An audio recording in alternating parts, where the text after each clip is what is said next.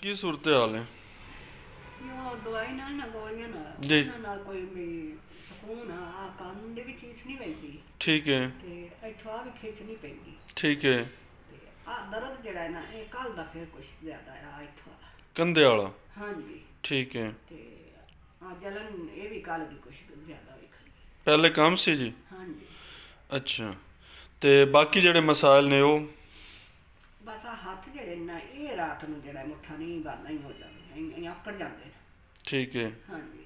ਜਿਹੜਾ ਦਿਮਾਗ ਦੇ ਵਿੱਚ ਕੁਝ ਹੁੰਦਾ ਸੀ, ਕੋਈ ਚੀਜ਼ ਚੱਲਦੀ ਸੀ ਜਾਂ ਪੂਰੀ ਸਾਈਡ ਖਰਾਬ? ਉਹ ਘੱਟ।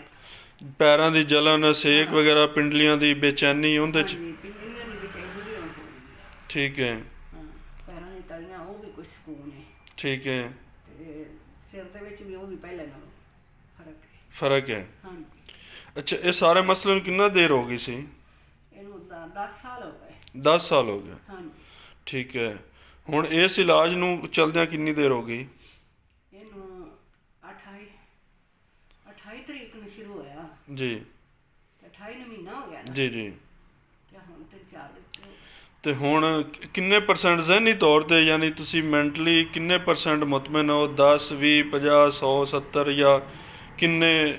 8 ਆਨੇ, 12 ਆਨੇ, ਕਿੰਨੇ % ਤੁਸੀਂ ਸਮਝਦੇ ਹੋ ਫਰਕ ਪਿਆ ਪਹਿਲੇ ਨਾਲੋਂ? ਇਹ ਕੁਛ ਬਿਹਤਰ ਪਹਿਲੇ ਨਾਲੋਂ ਵੀ ਬਿਹਤਰ ਹੈ। ਸਹੀ ਹੈ ਪਹਿਲੇ। ਠੀਕ ਹੈ। ਹਾਂਜੀ। ਠੀਕ ਹੋ ਗਿਆ ਜੀ। ਅੱਛਾ, ਹੁਣ ਨੀਂਦ ਨਹੀਂ ਸਹੀ ਆਉਂਦੀ। ਨੀਂਦ ਦਾ ਮਸਲਾ ਹੈ ਹੁਣ? ਇੱਕ ਕੰਧੇ ਦਾ ਮਸਲਾ ਹੈ ਹੁਣ? ਕੰਧੇ ਦਾ ਵੀ ਮਸਲਾ ਹੈ। ਠੀਕ ਹੈ। ਤੇ ਆ ਜਿਹੜਾ ਇਹ ਤਾਂ ਮਨ ਮੋਹਰਿਆਂ ਵਾਲਾ ਹੈ, ਇਹ ਪਤਾ ਨਹੀਂ ਇਹ ਕਿਵੇਂ ਰੋਲਾ ਬਰਸੀ ਦਾ। ਇਹ ਵੀ ਹੋ ਜਾਏਗਾ ਠੀਕ, ਇਨਸ਼ਾਅੱਲਾ। ਅੱਲਾਹ ਖੈਰ ਕਰੇ। ਠੀਕ ਹੈ।